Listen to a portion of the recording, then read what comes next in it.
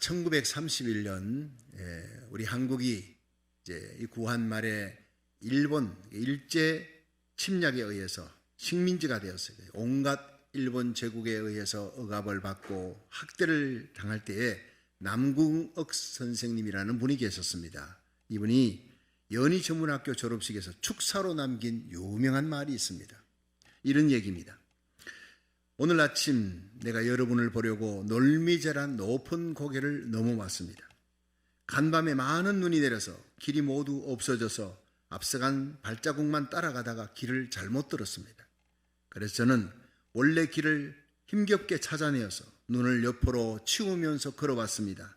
그래야 내 뒤에 오는 사람도 내 발자국을 따라 바른 길을 찾아올 수 있기 때문이었습니다. 여러분, 사람이 간 발자국이라고 생각 없이 따라가서 안 됩니다. 그보다 내 발자국을 따라오는 사람들이 내 뒤에 더 많다는 것을 알아야 합니다. 교문을 나서는 여러분의 발길의 방향이 어디입니까? 우리는 불의를 행하는 강한 자에게 붙어서 부스러기 권세에 만족할 것이 아니라 약하고 억울한 자를 도와 그들을 강하게 만들어주고 세워주고 무너진 고국을 다시 세우는 것이 우리의 과업이요 사명이라고 생각합니다. 그 말에 모든 졸업생들이 숙연해지고 눈물을 걸성이고 가슴이 뜨거워졌다 합니다. 그 말을 가슴에 새긴 많은 사람들이 평생을 나라를 위해 헌신하는 애국자가 되었다고 합니다. 여러분, 우리들은 누군가의 발자국을 따라 여기까지 왔습니다. 또 누군가가 우리의 발자국을 따라 올 것입니다. 너무나 중요한 발걸음을 한 걸음 한 걸음 우리는 옮기면서 살아야 됩니다. 여러분, 우리가 누구 때문에 여기까지 왔습니까? 누구 발자국 따라 왔습니까? 예수님의 발자국을 따라 여기까지 온 줄로 믿습니다. 끝까지 주님 가셨던 길 어디든지 어린 양 예수 어디까지 가든지 따라가는 저와 여러분이 되기를 주의 이름으로 축원합니다. 주님 가셨던 길, 험한 길에 눈물의 길이, 가시밭길이 좁은 길이에요. 협착한 길입니다. 그러나 그 길이 바로 천국으로 가는 길. 십자가 지면은 부활의 영광이 있습니다. 우리 주님 가셨던 그 십자가 길 끝까지 따라서 주님과 함께 부활의 영광에 이를 수 있기를 주의 이름으로 축원합니다. 그러므로 우리가 가는 발길이 바른 길을 가야 되는 거예요. 생명의 길을 가야 되는 거예요. 예수님 가셨던 그 길을 바울이 베드로가 가는 거예요. 그 길을 믿음의 선열들이 따라갔고 그 뒤를 우리들이 따라가는 거예요. 끝까지 가야 되는 거예요. 이 사도 바울은 3차 전도 여행 마치고 이제 예루살렘으로 돌아가는 길에 밀레도 항구에 들러서 에베소의 장로들이 보고 싶은 거예요. 그러나 그 장로들에게 가기는 너무 시간이 없고 길이 멀고 그 장로님들이 밀레도 항구까지 오라고 사람을 보내었더니 다 왔습니다. 그들에게 마지막 설교, 고별 설교를 합니다. 이제는 다시 볼 수 없을지도, 이 땅에서는 다시 볼 수 없을지도 모른다는 그 얘기를 듣고 그 설교를 듣고 에베소 장로들도 울고 바울도 우는 고별의 설교예요. 그 설교가 이 본문 사도행전 20장에 나오는 참으로 귀한 메시지입니다. 거기에 바울은 내가 에베소 교회를 어떻게 섬겼는지, 얼마나 사랑했는지, 얼마나 주님 사랑으로 내가 사랑하고 섬겼는지, 본을 보였는지 그것을 세 가지로 얘기해 주는 거예요. 나는 세 가지의 본이 되었다. 우리 함께 살펴보면서 은혜 받는 시간 되기를 주의 이름으로 축원합니다. 첫째로 바울은 시험을 참고 주를 섬기는 데 본이 되었다라고 얘기합니다. 우리 사도행전 20장 17절부터 19절을 한번 읽어보겠습니다. 시작. 바울이 밀레도에서 사람을 에베소로 보내어 교회 장로들을 청하니 오매 저희에게 말하되 아시아에 들어온 첫날부터 지금까지 내가 항상 너희 가운데서 어떻게 행한 것을 너희도 아는 바니 곧 모든 겸손과 눈물이며 유대인의 간계를 인하여 당한 시험을 참고 주를 섬긴 것과 아멘. 여러분, 바울이 에베소에 왔을 때 그 에베소에 12명의 냉가리 같은 신자들, 너희가 믿을 때 성령 받았느냐? 성령이 뭐냐? 그래서 회개의 세례밖에, 세례 안의 세례밖에 모르는 그들에게 성령 세례를 주는 거예요. 안수함에 성령 받고 폭발적인 부흥이 일어납니다. 그런데 이 부흥으로 말미암아 병든 자들이 낫고 두란노 서원을 중심으로 해서 막 영적인 부흥이 아시아 전역에 퍼져서 유대인과 헬라인들이 구름대같이 몰려오는 부흥이 에베소에 일어납니다. 귀신이 쫓겨갑니다. 예수 이름으로 병든 자가 낫습니다. 희한한 능력들이 나타나는 이런 엄청난 능력과 함께 영적 부흥과 함께 마귀가 가만둘 리가 없죠. 유대인들의 관계를 통해 시험이 옵니다. 피팍이 옵니다. 언장식 데메드리오 같은 사람이 사람들을 충동해서 그냥 이 바울과 그에게 추종하는 그리스도인들을 그냥 다 멸절시키려고 하는 거예요. 그런 어려운 환난과 피팍이 들어닥쳤지만 그런데 바울은 잘 참았다 했습니다. 나는 그 모든 환난과 시험을 잘 참았고 믿음의 기도로 이겨냈다. 주님의 몸된 교회를 섬겼다. 주님을 섬겼다 하는데 보이지 않는 주님을 어떻게 섬깁니까? 주님의 핏값으로 주고 산 교회 성도들을 그렇게 섬겼다는 겁니다. 주님 사랑하는 마음으로. 여러분, 자식 키우는 부모는 끝까지 자식을 포기하지 않습니다. 다른 사람들은 욕해도 나는 내 자식을 끝까지 책임지고 품습니다. 변화되고 새롭게 될 줄 믿고 기대하면서 포기하지 않는 게 부모님이에요. 이것은 누가 시켜서가 아닙니다. 그것은 본능입니다. 여러분, 부모가 자식 사랑하는 것은 동물들도 할 수 있는 거예요. 그건 본능에 속하는 거예요. 부모의 본질적인 심성이에요. 바울은 복음으로 나왔어요. 기도로, 눈물의 기도로 복음을 전해서 나왔던 에베소 교회 성도들을 어머니의 심정으로 섬기는 거예요. 인내하는 거예요. 성령의 열매인 거예요. 세계적으로 유명한 신학자가 있는데 벤자민 워필드 박사는 이분은 34년 동안 프린스턴 대학의 교수로 지냅니다. 그런데 그 프린스턴 대학의 교수로 지냈던 34년을 이분은 많은 명절을 아주 베스트셀러를 만들어내기로 유명한 사람, 성령의 감동이 있는 영감 있는 많은 신학 저술을 해서 목회자들에게, 전 세계 목회자들에게 굉장히 존경을 받는 분입니다. 그런데 그보다 더 유명한 것은 사고로 불구가 되어서 평생 불구가 되어 자리에서 일어나지 못하는 아내를 예수님의 사랑으로 섬기는 것으로 유명한 사람입니다. 이 워필드 박사가 25살에 앤이라는 처녀를 사랑하고 결혼해서 신혼여행을 독일로 간 거예요. 마침 그 독일에 갔는데 강한 태풍이 불이 닥쳤어요. 길거리를 거닐다가 태풍 속에서 번개가 내리치는데 그 사랑하는 여인 앤이가 번개를 맞아버린 거예요. 그 자리에 쓰러진 걸 병원에 급히 옮겼지만 영구적인 불구가 되어버립니다. 자리에서 일어날 수 없는 사람이 됩니다. 그러나 워필드 박사는 이 앤이가 세상을 떠날 때까지 39년 동안을 지극정성으로 간호했습니다.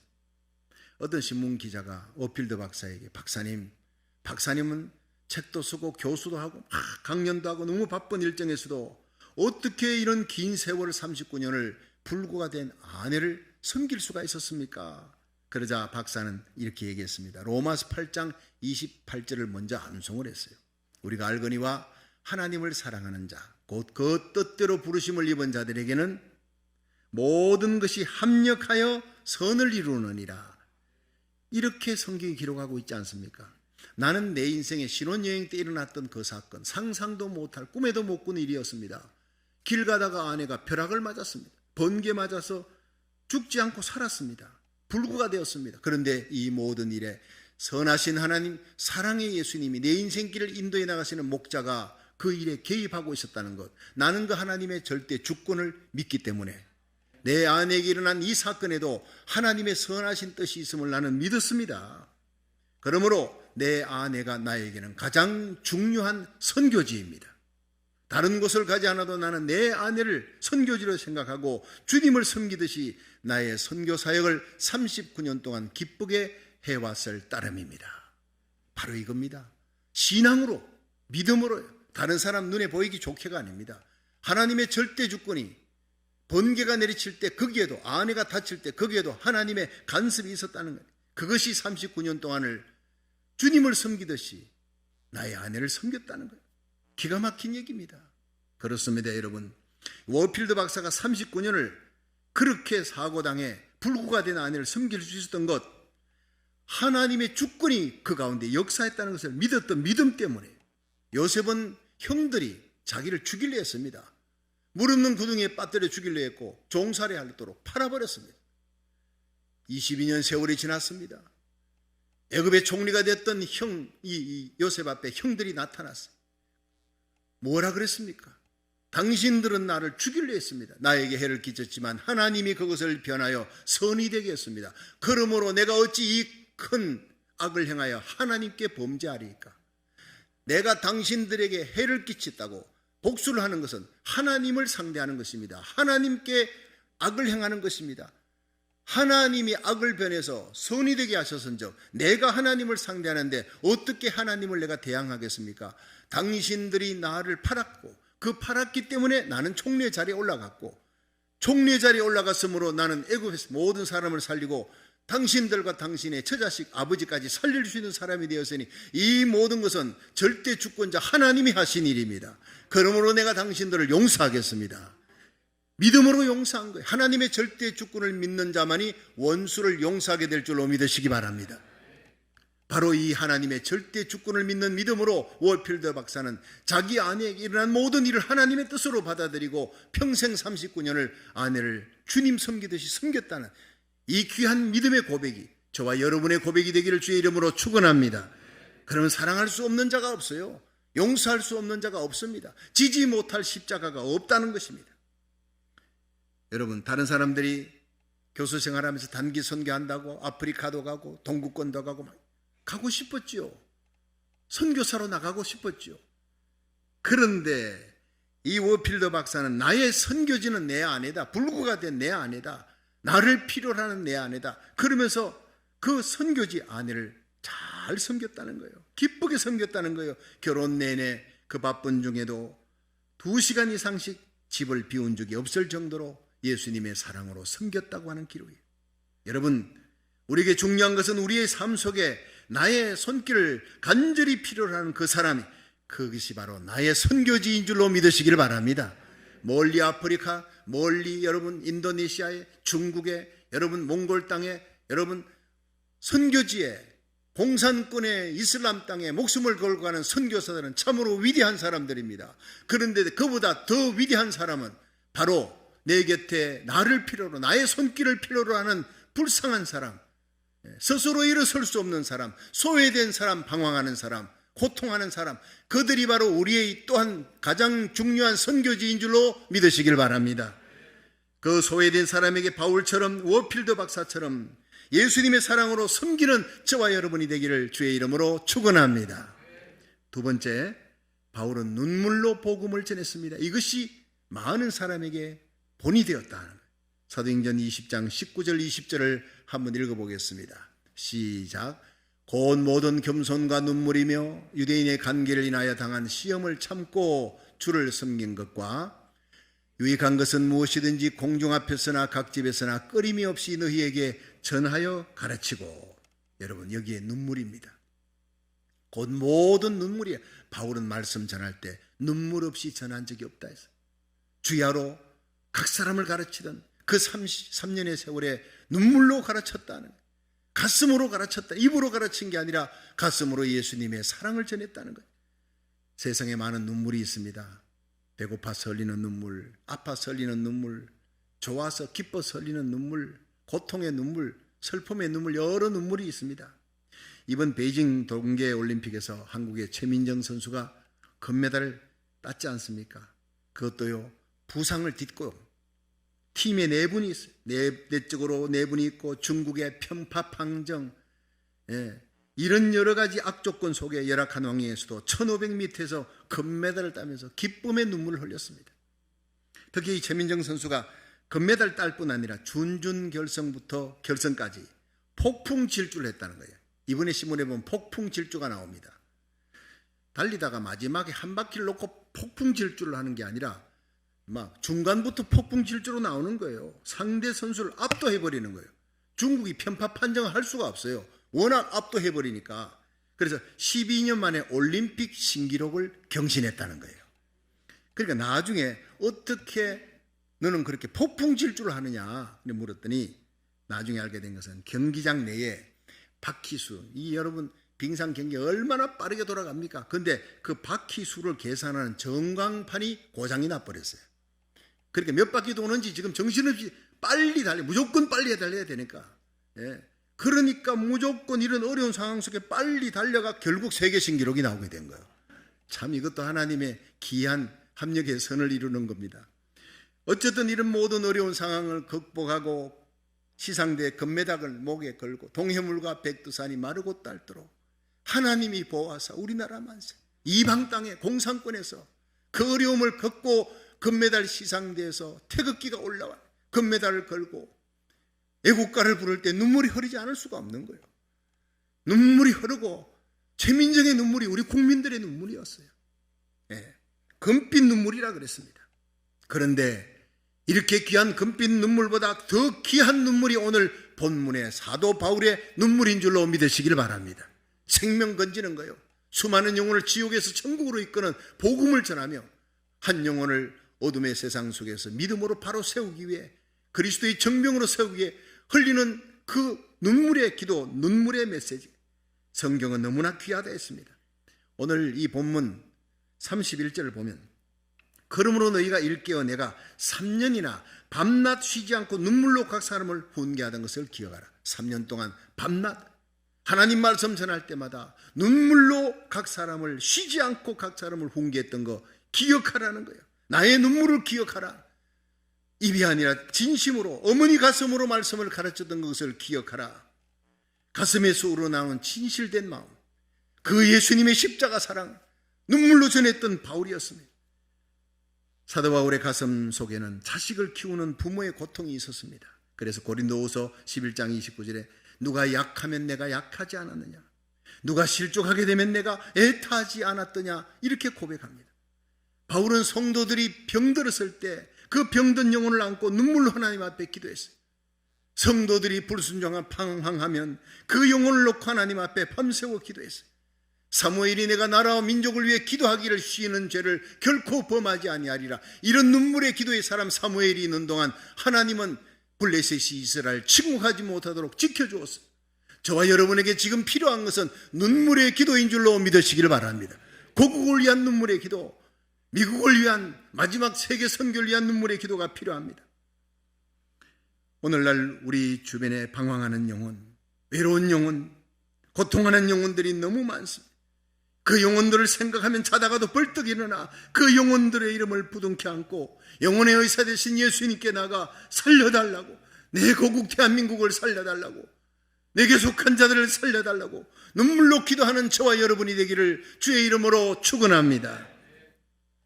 제가 오래전에 서울 본동제일교에서 전도사로, 교육 전도사로 있었을 때 윤주일학교를 맡았는데 어느 주일날 오후에 윤주일학교 교사들이 모이는 교사회를 하는데 선생님 한 분이 손을 들고 자기 반의 남자아이가 너무 힘들게 한대. 예배도 힘들게 하고 분반 공부를 못할 정도로 애들을 괴롭히고, 그러니까 이 애를 좀 다른 남자 선생님이 맡아주세요. 난 도저히 못 맡겠습니다. 데려가 주세요.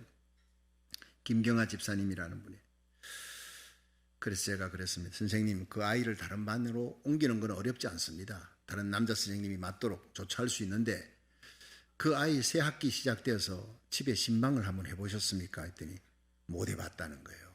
그러면 오늘 오후라도 당장 가서 그 아이의 집에 신방을 하고 그 다음 주일 얘기합시다. 이제 모임이 끝났습니다. 그 다음 주일 오후에 교사회가 되어서 김경아 집사님이 눈물 흘리며 간증을 했습니다. 여러분, 제가 지난 주일 전도사님이 말씀하셔서 바로 그날 저녁 해질점에 아이의 집을 찾아갔더니 물음으로 찾아가니까 그 아이가 남동생과 함께 집 밖에 대문 밖에서 쭈그리고 앉아있더래요. 저녁 먹을 시간도 넘겼는데 저녁 먹었냐 했더니 안 먹었다는 거예요. 너희 밖에 있느냐 했더니 엄마를 기다린대. 아버지는 교통사고로 돌아가시고 엄마는 동대문 시장에서 리아카 장사를 하는데 엄마가 와야 밥을 먹을 수 있습니다. 들어가 봤더니 방이 냉가리와 같대요. 연탄이 하나도 없어요. 반찬도 없고 살독에 쌀도 없어요. 그래서 커피 밖에 가서 슈퍼마켓에서 쌀도 사고 반찬도 사고 연탄도 몇 장 사고 그렇게 해서 밥을 지었어요. 아이들과 함께 밥상에 둘러앉아서 손을 잡고 우리 기도하자. 목이 메어 기도가 나오지 않더라는 거예요. 하염없이 눈물만 흘러내렸다 했어요. 이런 어려움도 모르고 아이를 미워하기만 했던 나 자신은 선생님 자격도 없어요. 그냥 눈물만 흘리고 아이들 부둥켜 안고 함께 울었다고 했습니다. 그 주주에 2번 더 갔어요. 저녁에 가서 밥도 해주고 함께 기도도 해주고. 근데 주일날이 됐는데 여러분, 제일 먼저 그 아이가 왔어요.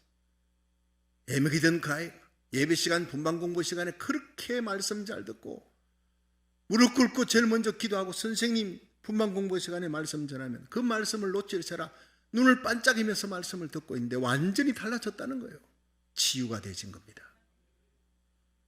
애정 결핍증이었어요.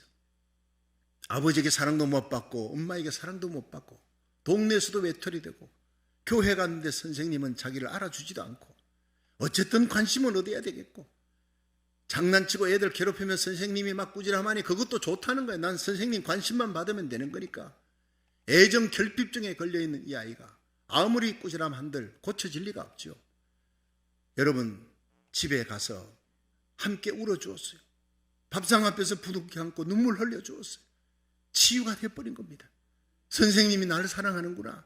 그 선생님의 모습에서 예수님의 모습을 발견했고 그 선생님의 길을 따라가기로 작정하고 선생님의 말씀을 한마디 한마디 놓치지 않았어요. 그 아이가 치유됐던 일을 얘기하면서 나는 그 아이를 절대로 다른 반으로 보내지 않을 겁니다. 내가 잘못했습니다. 눈물 흘리는 그 선생님 때문에 많은 교사들이 다 눈물을 흘리고 그날 이후로부터 본동제일교회 유년주일학교에 폭발적인 부흥이 일어나기 시작했습니다. 선생님들이 신방하는 거예요. 교회에서 가르치는 것은 부분적이다. 신방을 해야 된다. 현장에 가서 아이들을 돌보고 아이들이 어떻게 살아가는지 무슨 아픔이 있는지를 살펴보고 학교 마치면 학교 대문 앞에서 아이들 기다리는 선생님들, 여러분 교회가 부흥합니다. 교회 학교가 1년에 3배로 부흥하는 역사가 일어났습니다. 할렐루야. 놀라운 부흥이었습니다. 예수님 사랑의 부흥, 십자가 사랑의 부흥, 신방의 부흥이었습니다. 제가 몇 년 전에 본동제일교회 담임 목사님 부흥회 강사로 와달라 해서 제가 갔습니다. 제일 궁금한 게 그 김경환 권사님이 돼 있더라고요. 찾아서 그 아이 어떻게 됐느냐 물어봤더니 너무 잘 됐다는 거예요. 아이가 잘 자라서 대학교에 사범대학을 나와서 지금 교사로 잘할 뿐 아니라 교회학교 선생님으로 얼마나 잘 봉사하고 있는지 충성스러운 믿음의 사람이 되었습니다. 할렐루야. 그렇습니다. 눈물의 기도입니다. 중요한 것은 사랑을 안고 있는 눈물의 기도예요. 가락으로 드리는 예배, 가락으로 드리는 기도가 아닙니다. 가락의 찬송이 아닙니다. 가슴에 예수님 십자가 사랑을 안고 예배드리고 찬양하고 눈물로 기도할 수 있기를 주의 이름으로 축원합니다. 하루 종일의 기도보다 단 1분이라도 눈물로 하나님 앞에 통곡하는 기도, 히스기야 같은 기도, 죽을 병도 낫습니다. 한나 같은 기도, 소원의 기도가 이루어집니다. 우리의 눈물의 기도가 무너져가는 우리 고국을 살리는 역사가 일어나기를 주의 이름으로 축원합니다. 우리가 발을 딛고 있는 제2의 고국 이 미국 땅을 살리는 역사, 우리에게 속한 자를 살리는 역사 일어나기를 주의 이름으로 축원합니다.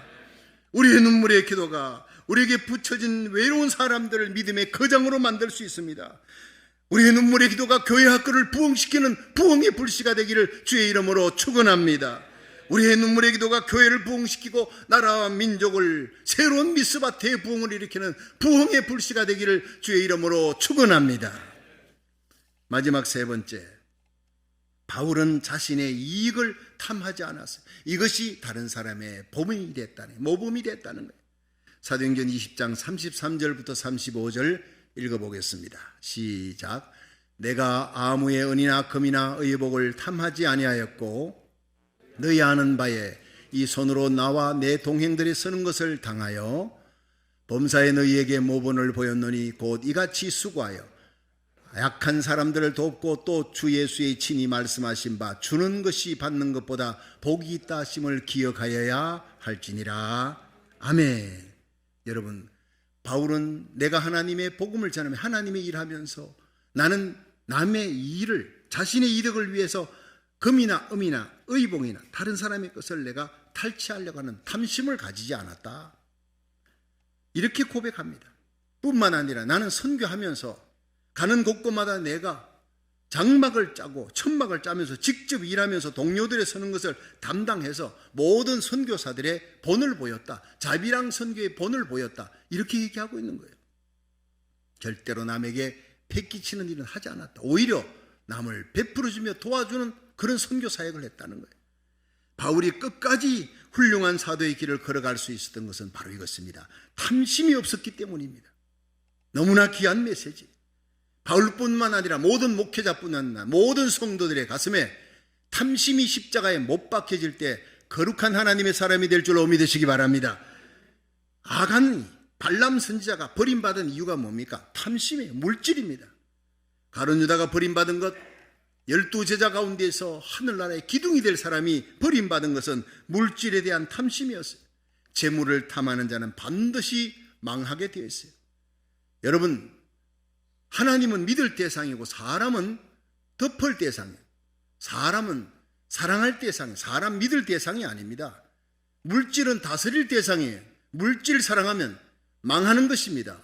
여러분, 물질이 있어야 베풀어주고 나누어주고 선교하고 구제함으로 여러분이 물질의 복을 받을 수 있기를 주의 이름으로 축원합니다. 저는 하나님 앞에 여러분이 영적인 복과 함께 물질의 복, 건강의 복을, 평강의 복을 받기를 날마다 기도합니다. 물질의 복을 받아야 베풀어 줄 수 있으니까. 그러나 물질을 사랑하면 망하는 것입니다. 하나님만 믿을 대상인 줄로 믿으시길 바랍니다. 물질은 다스릴 대상이요, 사람은 여러분 사랑할 대상이에요. 원수마귀만 싸울 대상이에요. 바울은 디모데전서 6장 10절에 돈을 사랑함이 일만 악의 뿌리라 했어요. 골로새 3장 5절에 탐심은 우상숭배라. 하나님이 제일 미워하는 것은 교만이요, 탐심 두 가지입니다. 이 탐심이 뭡니까? 물질을 탐하는 거예요. 세상 기쁨을 탐하는 겁니다. 명예를 탐하는 겁니다. 이 탐심을 이길 수 있는 길이 바로 무엇이냐? 베풀어 주는 거예요. 나누어 주는 거예요.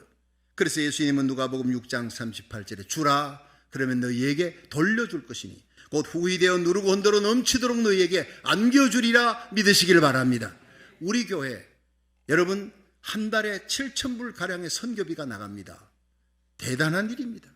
우리 성도들이 하나님 앞에 목적 헌금으로 내는 돈들이에요.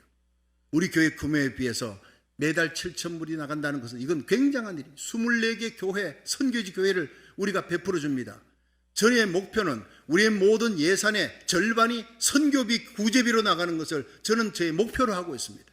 저는 대구 평강교에서 떠날 때 선교비와 구제비가 이미 모든 예산의 절반이 되었던 목표를 이루고 저는 이민교회 목회를 시작했기 때문에 반드시 이루어질 줄로 믿으시기 바랍니다. 주면, 선교하면, 구제하면 그 놀라운 축복, 누르곤도로 넘치도록 돌려주리라는 복을 성도들이 받기 때문입니다. 여러분의 삶 속에 복받는 교회, 여러분 베풀어주는 교회, 나누어주는 교회가 되어 여러분이 복받아 더 많은 선교사, 더 많은 구제할 수 있는 교회 되기를 주의 이름으로 축원합니다. 바울은 예수님을 만나기 전에는 사울이었어요. 자기가 높아요. 최고였습니다. 사울이었습니다. 그러나 예수님 만난 후에 바울, 나는 작다. 사울은 크다요. 나는 십자가에 못 박혔다. 다메섹에서 예수님을 만난 이후 십자가에 자신을 못 박고 일평생 예수님처럼 나누어주며 베풀어주며 목숨까지 바치며 살아갔어요. 이것이 성령의 사람에게 나타나는 아름다운 열매, 주는 것입니다. 갈라디아 2장 20절에 보면 내가 그리스도와 함께 십자가에 못 박혔나니 그런 적 이제는 내가 사는 것이 아니요 내 안에 그리스도께서 사신 것이라. 이제 내가 육체 가운데 사는 것은 나를 사랑하사 나를 위해 자기 몸을 버리신 하나님의 아들을 믿는 믿음 안에 사는 것이니라. 이러한 삶이 저와 여러분의 삶이 되기를 주의 이름으로 축원합니다. 일본의 성자를 걷는 가가와 도요이코가 젊은 날 예수님을 영접했습니다. 그런데 젊은 시절 빈민가에서 자랐기 때문에 빈민가에서 개척교회를 시작했어요. 그러니까 거기 오는 사람들이 다 뻔합니다. 도박꾼들이, 노름꾼들이 오지요. 알코올 중독자들이 오지요. 전과자들이 오지요. 과거에 막 살인자, 이런 깡패들이 몰려오지요. 마약 중독자들, 창녀들, 이런 사람들이 그냥 교인이에요. 찬송도 잘 못합니다. 가가바 도요이코만 열심히 노래를 부르고 찬송하다 보면 술주정꾼이 와서 오바이트를 하고 술 냄새 펄펄 풍기고 그리고 도박꾼이 앉아 있습니다. 빚진 사람이 있으면 채무자가 와가지고 아니 예배 시간에 와서 예배 마치면 도망간다고 예배 시간에 와서 멱살 잡고 돈 내놔라 흔들어대니까 잠깐 기다리라 얼마냐. 그게 가가와 도요이코가 방에 가가지고 있는 돈 없는 돈 다 끌어가지고 돈을 또 그 자리에서 갚아줘요. 그래야지 여러분 빚쟁이가 갑니다. 또 남자들이 들어와 창녀를 또 끌고 갑니다. 이게 무슨 예배가 이런 예배가 있어요. 그러니 친구들이 와가지고 이 꼴을 보고 있다가 야, 너 이거 틀렸다 이 교회. 이 삭시 노랗다. 너 여기서 어떻게 목회하려고 그러냐? 포기해라. 허송세월 하는 것 같으니까 포기하라고 권유했습니다. 그때 가가와 도에이코가 이런 얘기를 했습니다. 나는 예수님이 나에게 하신 것처럼 하고 싶다. 죄인인 나에게 베푸신 예수님의 사랑을 나는 하다가, 그렇게 사랑을 베풀다가 나는 주님 앞에 가고 싶다. 우리가 어린아이 키울 때 아이가 넘어지면 포기하느냐? 그렇지 않지 않느냐? 넘어지면 다시 일으켜주고, 또 넘어지면 일으켜주고, 또 넘어지면 끊없이 일으켜주는 것은 설 때까지, 스스로 일어나 걸을 때까지 일으켜주는 것이, 의사가 환자가 약을 먹다가 약을 안 먹는다고 포기하느냐? 주사 놨다가 안 낫는다고 포기하느냐? 그렇지 않지 않느냐? 안 나으면 약을 주고 주사를 주고 말 안 들으면 꾸지람을 해서라도 계속 그 환자가 나을 때까지 계속하는 것이다. 나는 여기에 있는 성도들이 온전히 설 때까지 끊임없이 예수님의 사랑을 베풀 것이다. 눈물로 고백하는 그 가와 도요이코의 고백에 친구들은 물러갔다 했습니다. 감동을 받았다.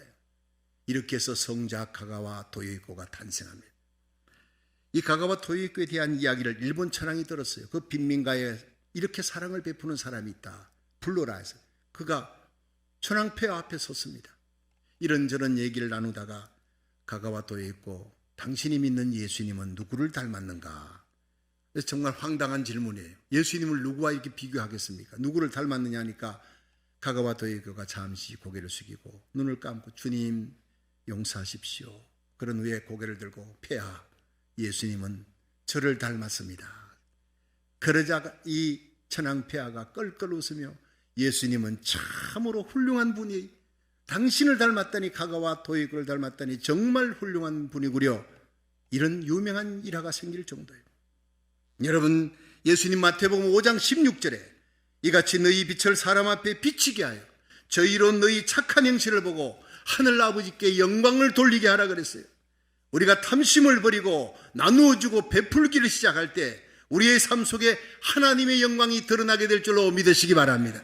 세상 사람들이 감동하는 역사, 입이 아닙니다. 우리의 손끝 발끝에서 베풀기 시작할 때예요.